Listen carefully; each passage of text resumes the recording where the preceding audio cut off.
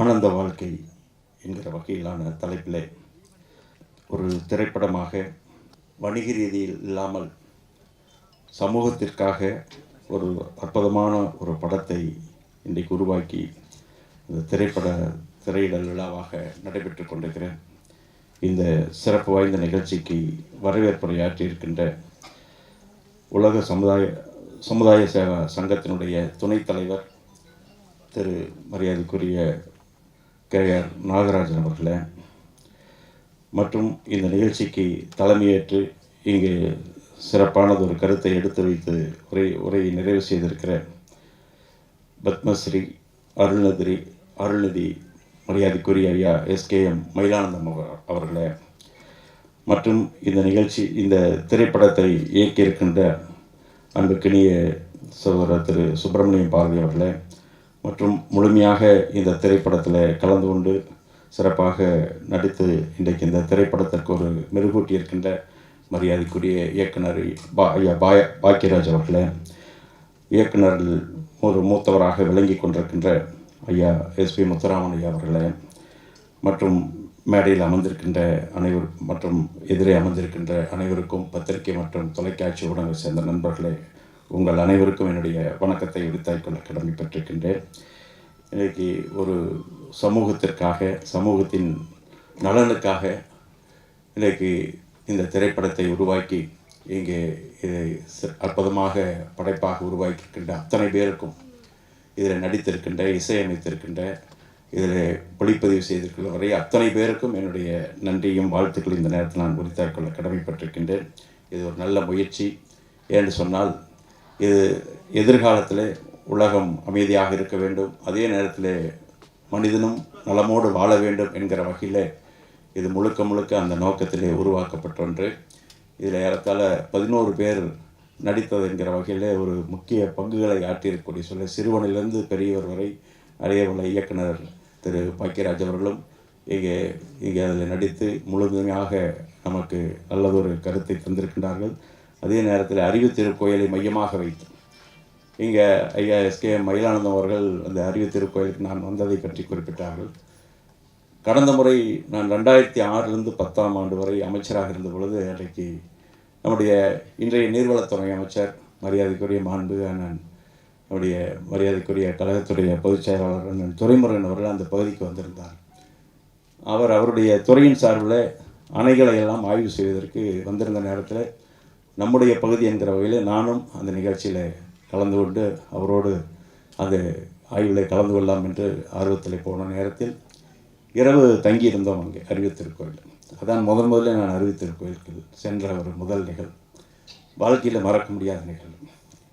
அப்பொழுது நம்முடைய ஐயா மரியாதைக்குரிய வேதந்தரி மகரிஷி ஐயா அவர்கள் முக்தி அடைந்த சூழ்நிலை.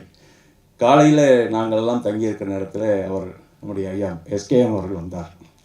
வந்து ஒவ்வொரு அறைக்கும் ஆளுகளை அனுப்பி ஐயா வேதந்தரி மகரிஷி ஐயாவுடைய நினைவிடத்தில் போய் அஞ்சலி செலுத்த வேண்டும் என்று அழைப்பார். நாங்களும் சுமார் காலை 7 மணி அளவில் சென்று அஞ்சலி செலுத்திவிட்டு ஒரு சிறு பயிற்சி என்கிற வகையில் அன்றைக்கு அந்த யோகா பயிற்சியில் ஒன்றை சொன்னார்கள். நாங்களும்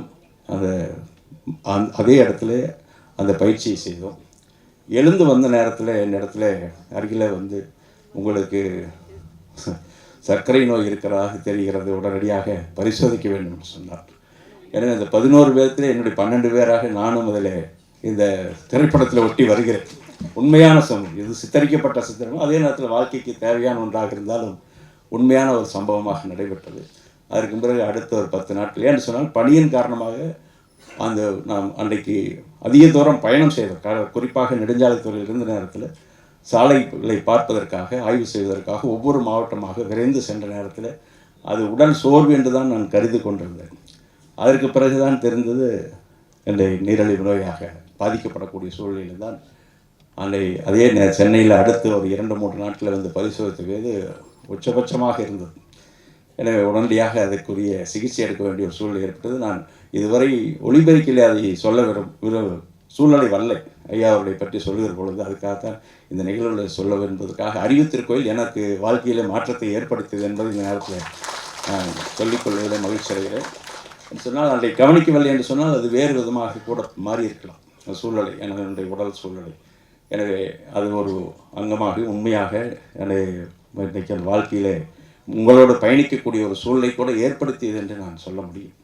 எனவே அதே நேரத்தில் இன்றைக்கு ஒரு அற்புதமான நிகழ்ச்சியாக இங்கே கூட நம்முடைய ஐயா ராமராஜ் கேட்டனுடைய உரிமையாளர் திரு நாகராஜ் ஐயா அவர்கள் இங்கே சொன்னார்கள், இன்றைக்கு பார்ட் 2வை மீண்டும் தயாரிப்பதற்கு வேண்டும் என்று சொன்னார்கள்.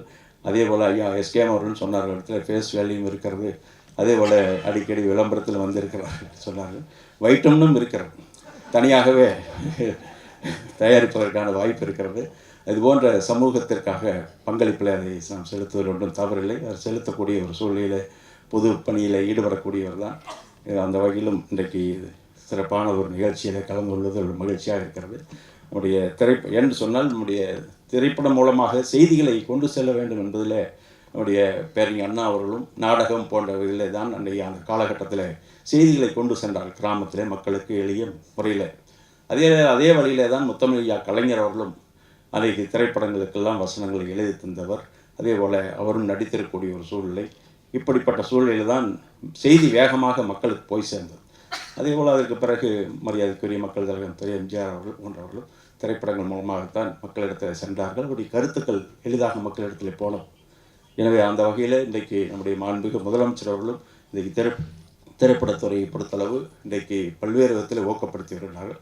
அதே வழியில் தொடர்ந்து எங்களுக்கெல்லாம் ஒரு ஊக்கத்தை ஏற்படுத்திக் கொண்டு நம்முடைய மாண்புமிகு துணை முதலமைச்சர் அவர்களும் இங்கு கிடைத்திருக்கின்றார்கள். இதே சினிமா துறையை சார்ந்தவர்கள் தான். எனவே நீங்கள் ஒன்றும் இதை பற்றி அச்சப்பட வேண்டியதில்லை. முடிந்த அளவு அரசு இதில் பங்கு பெற்று எந்த அளவுக்கு இந்த செய்தியை நாம் மக்களிடத்தில் கொண்டு போய் சேர்க்க முடியுமோ அந்த எதிர்கால சமுதாயத்திற்காக இதை நல்வழிப்படுத்துவதற்காக அந்த வகையில் நிச்சயமாக அதற்கு நாங்கள் உறுதுணையாக இருப்போம்.